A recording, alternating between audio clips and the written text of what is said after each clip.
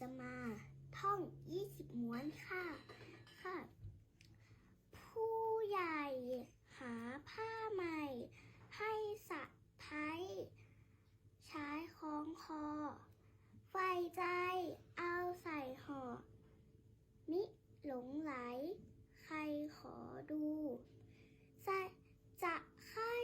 ลงเรือใบดูน้ำใสและปลาปลูสิ่งใดอยู่ในตู้มิใช่อยู่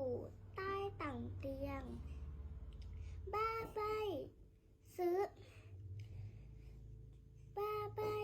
ถือใยบัวหูตามัวมาใกล้เคียง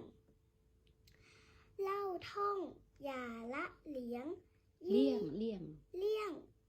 20ม้วนจำจงดีบ๊ายบายค่ะ